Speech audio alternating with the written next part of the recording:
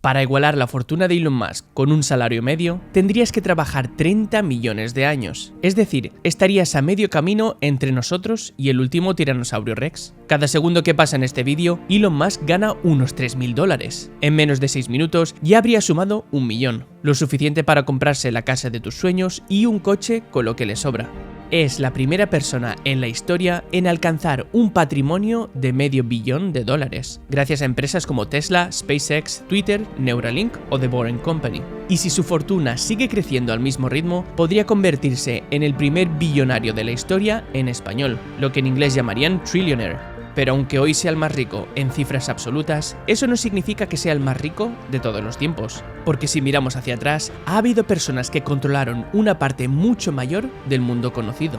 Así que vamos a descubrir quién ha sido la persona más rica que haya existido. Comenzaremos con un caso muy particular, Pablo Escobar. En apenas una década, levantó una red tan eficiente que convertía un producto ilegal en uno de los negocios más rentables del planeta. En otras palabras, fue el rey de la logística. Su patrimonio personal se estima en unos $30.000 millones ajustados a la inflación. Una cifra descomunal, pero aún lejos de alcanzar a Elon. Pero a diferencia del resto de personajes en este vídeo, la riqueza de Escobar no dependía de acciones ni de influencias políticas, sino que era puro efectivo. Se le considera la persona que más billetes ha acumulado en la historia. Gastaba más de $1.000 a la semana solo en gomas elásticas para agrupar los fajos, y perdía cerca de $2.000 millones al año porque el dinero se pudría, lo devoraban las ratas o se estropeaba por la humedad.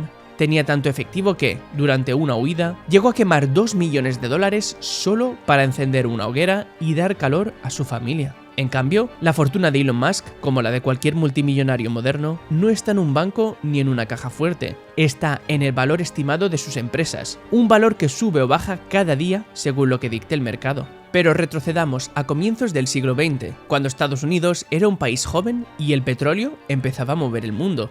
En ese contexto, Rockefeller levantó un imperio que llegó a controlar casi el 90% del petróleo refinado en todo el país. Su empresa, Standard Oil, creció tanto que el gobierno acabó obligándola a dividirse en 34 compañías diferentes, entre ellas nombres que hoy siguen sonando, Exxon, Mobil o Chevron. Pero aquí viene lo irónico, aquella ruptura, pensada para frenar su poder, lo hizo aún más rico. Rockefeller mantuvo acciones en todas las nuevas empresas, y todas se dispararon en bolsa.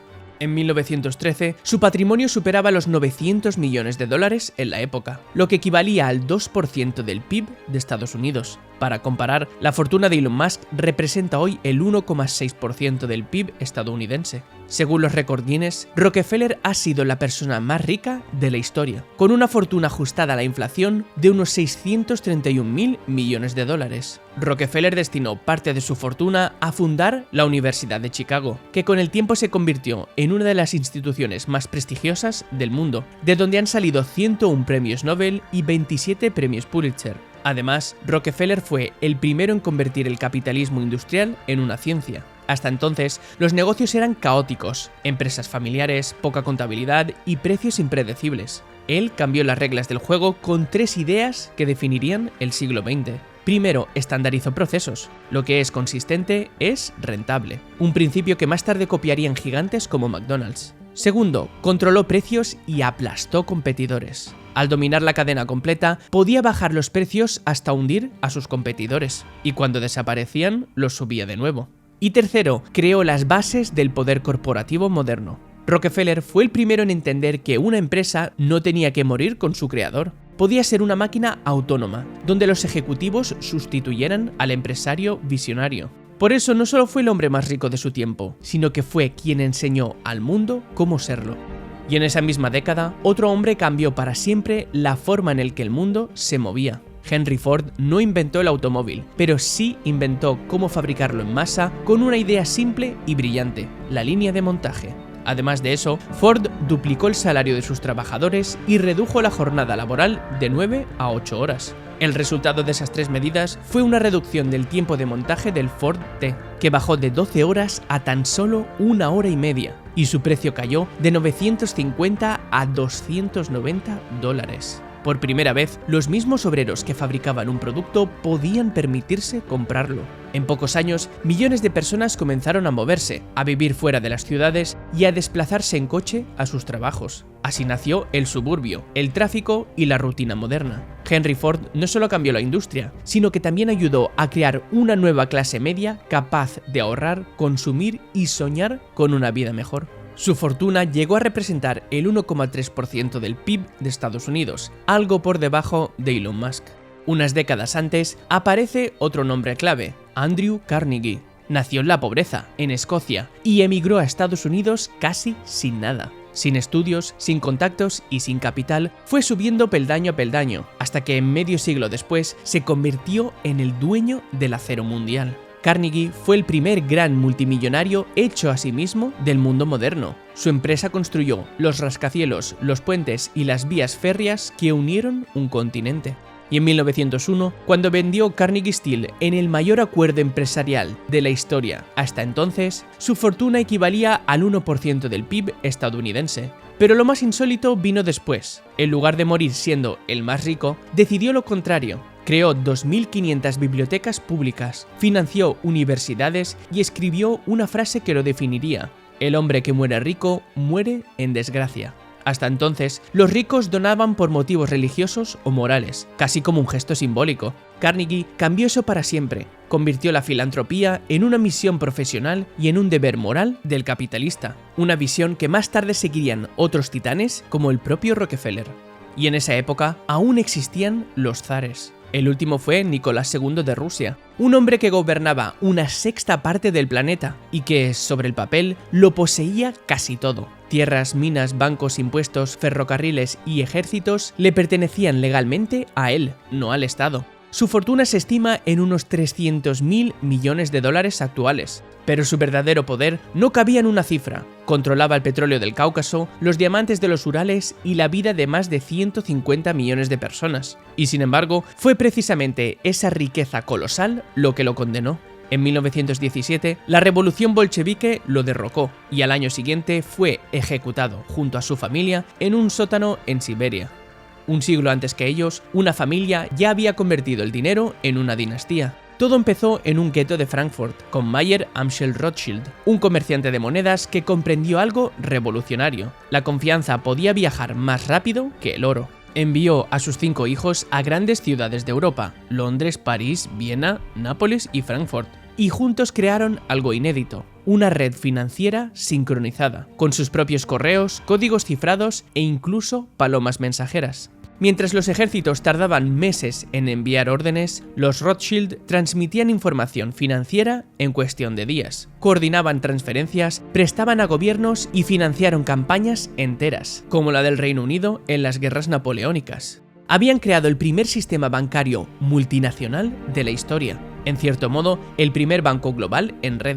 Financiaron guerras, coronaciones y la construcción del Canal de Suez. Durante décadas, ningún gobierno europeo podía declararse en bancarrota sin que un Rothschild lo supiera antes. Su riqueza total llegó a ser tan grande que, en términos relativos, superaba a la mayoría de países de la época. Hacia 1850, se estima que el conjunto familiar controlaba el equivalente a entre 300.000 y 600.000 millones de dólares actuales. Los Rothschild fueron la familia más rica de la historia, aunque no a nivel individual. Nathan Rothschild, el hermano londinense, fue el más rico de ellos, con una fortuna estimada en unos 20.000 millones actuales.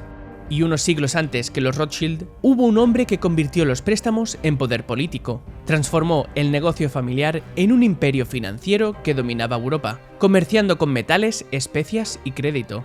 Fue el primer banquero que prestó a reyes y papas a gran escala, y a cambio obtuvo monopolios mineros, sobre todo cobre y plata.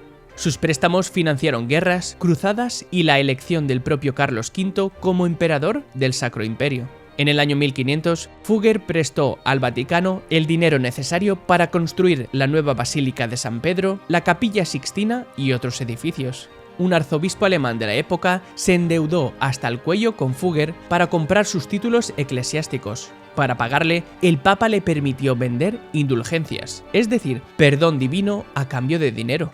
Aquella campaña de recaudación indignó a un monje llamado Martín Lutero, y su protesta acabaría provocando el nacimiento del protestantismo. Pero Fugger no solo acumuló riquezas colosales, también dejó huella en lo social. En 1521 fundó la Fuggerei, un pequeño barrio amurallado en Augsburgo, para alojar a familias necesitadas. 5 siglos después, sigue habitado por 150 personas creyentes, y el alquiler sigue siendo el mismo que el de hace 5 siglos, 88 céntimos anuales. A cambio, los inquilinos solo deben cumplir una condición: rezar 3 veces al día. Su riqueza equivalía al 2% de toda la economía europea, lo que hoy serían unos 400.000 millones de dólares. Y mientras en Europa los banqueros prestaban dinero a los reyes, en África había un rey que no necesitaba pedir prestado a nadie. Mansa Musa, emperador del Imperio de Mali, controlaba las minas de oro de Bambouk y Wangara, que en aquella época producían casi la mitad del oro mundial. En 1324 emprendió una peregrinación a la Meca acompañado por 60.000 personas, 12.000 esclavos y 80 camellos cargados con 140 kilos de oro cada uno. En cada ciudad que cruzaba repartía oro para demostrar la riqueza de su imperio y ganarse aliados. El problema es que inundó los mercados con tanto oro que su valor se desplomó y las economías regionales tardaron 12 años en recuperarse.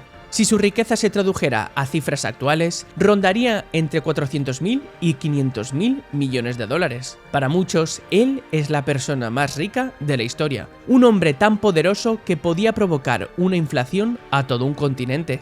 Y hace 2 milenios hubo un hombre que no necesitaba acciones ni bancos. César Augusto, tras derrotar a Marco Antonio y Cleopatra en una guerra civil, se convirtió en el primer emperador de Roma. Y entre los botines de guerra se quedó con Egipto como propiedad personal. Sus minas, sus graneros y sus impuestos, todo era suyo. Tenía el control directo del tesoro imperial, de las minas de oro y plata de Hispania y Egipto y de los tributos de todas las provincias conquistadas. En su tiempo, el Imperio Romano representaba cerca del 25% de la economía mundial y se estima que una quinta parte de esa riqueza estaba bajo su control personal. Es decir, aproximadamente un 5% del PIB mundial en manos de un solo hombre.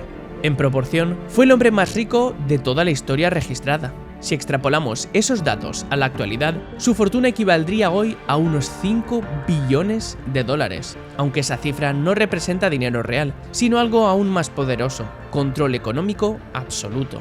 Y si seguimos retrocediendo, llegamos a un rey cuya riqueza está escrita en los textos más antiguos del mundo, el rey Salomón. Según la Biblia, recibía 666 talentos de oro al año, el equivalente a unas 22 toneladas, además de tributos, comercio y regalos de otros reinos. Con ese poder construyó el legendario Templo de Jerusalén y convirtió a Israel en el centro comercial del antiguo Oriente Medio.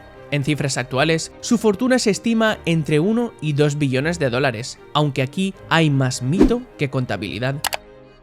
Lo que sí parece cierto es que ningún rey de la antigüedad concentró tanto poder y riqueza como él. Así que, ¿quién ha sido realmente la persona más rica de la historia? Si hablamos de cifras absolutas, el líder es Elon Musk. Si hablamos de efectivo, el trono sería para Pablo Escobar. En términos de porcentajes de PIB, John Rockefeller dominaba su tiempo como nadie. Si consideramos fortunas familiares, los Rothschild no tienen rival. Si medimos el poder de alterar economías enteras, nadie como Mansa Musa. Y si hablamos del control sobre la economía global, César Augusto está en otra liga. Pero si miramos el impacto en la vida cotidiana de millones de personas, entonces el más influyente fue Henry Ford. Y sin embargo, este ranking revela algo más profundo. La riqueza absoluta no existe. Toda fortuna es relativa a su contexto. Mansa Musa fue inmensamente rico en oro, pero vivía en un mundo sin electricidad ni vacunas. Salomón construyó templos de oro, pero no conocía los engranajes ni el cero. Incluso Elon Musk, con todos sus miles de millones, depende de algo tan volátil como la confianza en sus empresas. Así que no te preocupes, la riqueza no lo es todo. Al fin y al cabo, ninguno de ellos habrá visto un vídeo de Easy, así que imagina qué vida tan vacía.